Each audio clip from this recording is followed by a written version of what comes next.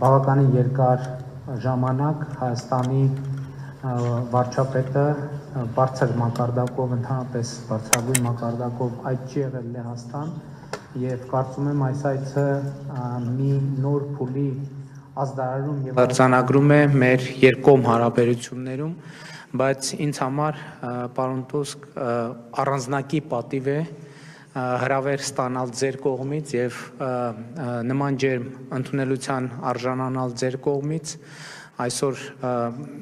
մենք հանդիպում ենք ձեզ որպես Լեհաստանի վարչապետ, բայց Հայաստանը ձեր մասին շատ վառ հիշողություններ ունի եւ շատ բարձր է գնահատում ձեր գործունեությունը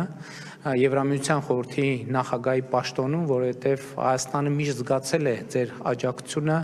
ժողովրդավարական բարեփոխումների ճանապարհին եւ իսկապես նաեւ իմ անձնական փորձը այդ ընթացքում շատ մեծ վստահության պաշար է ստեղծել եւ ես ուզում եմ ձեզ շնորհակալություն հայտնել դրա համար, նաեւ այն աջակցության համար, որ Լեհաստանը Հայաստանի Հանրապետությանը ցուցաբերում է ամենատարբեր ուղղություններով եւ ոլորտներում, այդ թվում Եվրամիության շրջանակներում եւ մենք այդ աջակցությունը զգացել ենք։ Ինձ համար շատ կարեւոր էր եւ մեր պատվիրակության համար լսել ձեր գնահատականները, մասնավորապես նախորդ տարի Հայաստանի Հանրապետությունում ընդունված Եվրամիությանը անդամագրվելու գործընթաց մեկնարկելու մասին օրենքին եւ այն քաջալերող խոսքերը, որ դուք ասացիք, իսկապես նոր վստահություն են մեզ տալիս, որ մենք ավելի վստահ շարունակենք ժողովրդավարական բարեփոխումների ճանապարհը, որում մեր առաջնային խնդիրը Հայաստանը եվրոպական եւ Եվրամիության ստանդարտներին համապատասխան երկիր դարձնելն է։ Ես չեմ թաքցնի եւ դուք դա գիտեք, իհարկե ոչ լսելով, որ ժողովրդավարական բարեփոխումները շատ բարդ գործընթաց են։ Իրենք իրենց հետ բերում են մարտահրավերներ, իրենք իրենց հետ բերում են կասկածներ, իրենք իրենց հետ բերում են մեղադրանքներ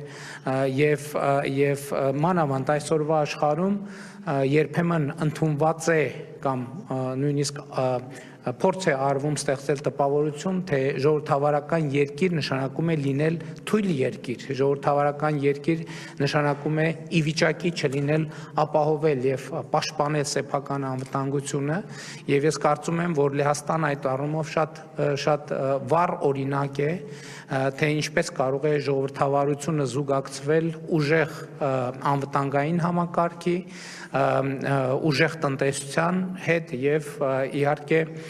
ուժեղ գործընկերության հետ միջազգային ասպարեզում։ Այս առումով ես ուրախությամբ եմ արձանագրում, որ մեր ավանդական պատմական կապերին ավելանալու է գալիս մեր ժողովրդավարական բարեփոխումների օրակարգը եւ պիտի արձանագրեմ, որ մենք շատ բարձր ենք գնահատում Լեհաստանի աջակցությունը Հայաստանի ժողովրդավարական բարեփոխումներին եւ իհարկե խաղաղության այն գործընթացին, որը մեր տարածաշրջանում տեղի է ունենում։ Գիտեք, երբ մենք դեռ նոր էինք հայտարարում խաղաղության ռազմավարություն որդեգրելու ճանապարհը եւ ես Հայաստանում մեր խորհրդարանում ներկայացնում էի խաղաղության գործընթացի մասին իմ տեսլականը, ընդդիմության падգամավորներից մեկը արձագանքեց հետեւյալ կերպ ասելով Հարավային Կովկասի մասին խոսում եք այնպես, կարծեք Եվրոպայի մասին եք խոսում եւ իմ արձագանքը հետեւյալն էր, ես ասացի, իսկ մենք համոզված ենք արդյոք, որ լավ գիտենք Եվրոպայի պատմությունը եւ Եվրոպան այդ առումով մեզ համար օրինակ է եւ ճիշտն ասած, եթե շատ անկեղծ լինեմ, նաեւ խաղաղության գործընթացում հենց Եվրոպայի շատ բարդ, շատ դաժան պատմության օրինակն է, որ մեզ ի վերջո